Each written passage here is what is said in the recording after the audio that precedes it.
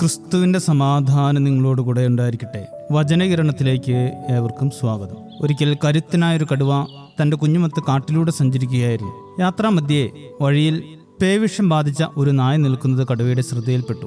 യാതൊരു പ്രകോപനത്തിനും മുതിരാതെ കടുവ ഉടൻ തന്നെ വഴിമാറി നടന്നു.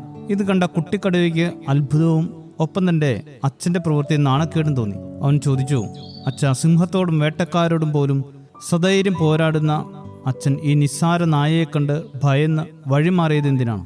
ഒരൊറ്റ അടി കൊണ്ട് അതിനെ വീഴ്ത്താൻ അച്ഛന് കഴിയുമായിരുന്നില്ലേ? കടുവ പുഞ്ചിരിയോടെ മറുപടി പറഞ്ഞു, മകനെ, ആ നായയെ തോൽപ്പിച്ച് എനിക്ക് വീരനാകേണ്ട ആവശ്യമില്ല. അതിനെ വധിക്കുന്നത് എനിക്ക് നിസ്സാരമാണ്.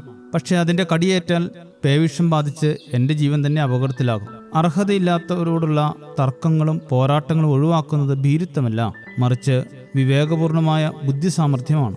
നമ്മുടെ ജീവിതയാത്രയിൽ നാം കണ്ടുമുട്ടുന്ന എല്ലാവരും നമുക്ക് തുല്യരായ എതിരാളികളാകണമെന്നില്ല.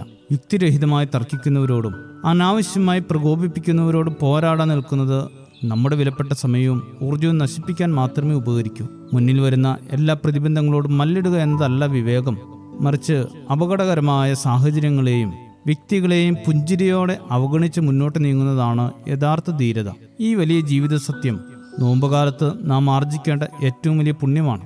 നോമ്പ് എന്നത് കേവലം ഭക്ഷണവർജനം മാത്രമല്ല, മറിച്ച് മനസ്സിനെ ശുദ്ധീകരിക്കാനും ആത്മനിയന്ത്രണം ശീലിക്കാനുമുള്ള ഒരു തീർത്ഥാടനമാണ്. പ്രകോപനങ്ങളും പ്രലോഭനങ്ങളും നിറഞ്ഞ ഒരു ലോകത്ത് സ്വന്തം വികാരങ്ങളെ നിയന്ത്രിക്കുക എന്നതാണ് ഒരു വിശ്വാസി നേരിടുന്ന ഏറ്റവും വലിയ വെല്ലുവിളി.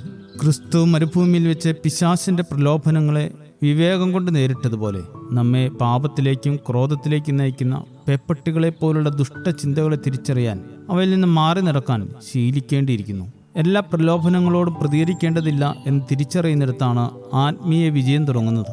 വിവേകമില്ലാത്ത അധികാരവും നിയന്ത്രണമില്ലാത്ത വികാരങ്ങളും നമ്മെ വിനാശത്തിലേക്ക് നയിക്കും. തൻ്റെ മാർഗം വ്യക്തമായി ഗ്രഹിക്കുന്നതിലാണ് ബുദ്ധിമാന്റെ വിവേകം. വിഡ്ഢികളുടെ ഭോഷത്വം അവരെ തന്നെ കബളിപ്പിക്കുന്നു എന്ന സദൃശ്യവാക്യങ്ങൾ 14:8 പറയുന്നു. അനാവശ്യമായ തർക്കങ്ങളിൽ നിന്നും കോപത്തിൽ നിന്നും വിട്ടുനിൽക്കാനും വിദ്വേഷത്തിന്റെ ചങ്ങലകൾ പൊട്ടിച്ചെറിഞ്ഞ് സമാധാനത്തിന്റെ വഴിയിലൂടെ സഞ്ചരിക്കുവാനും ഈ നോമ്പുകാലം നമുക്ക് പ്രചോദനമാകട്ടെ. വിവേകത്തോടെ വഴിമാറി നടക്കുന്ന തോൽവിയല്ല, മറിച്ച് ലക്ഷ്യത്തിലേക്കുള്ള സുരക്ഷിതമായ യാത്രയാണ്. ശുഭദിനം നേരുന്നു. ദൈവം അനുഗ്രഹിക്കട്ടെ. നൽവരദാനങ്ങൾ നൽകണമേ ഈശോ, നല്ല വഴിക്കെന്നെ നയിക്കണമേ ഈശോ. നൽവരദാനങ്ങൾ നൽകണമേ ഈശോ, നല്ല വഴിക്കെന്നെ നയിക്കണമേ ഈശോ. തിരുരക്തത്താൽ കഴുകണമേ ഈശോ, നിൻ തിരുഹിതമെന്നിൽ നിറവേറ്റണമേ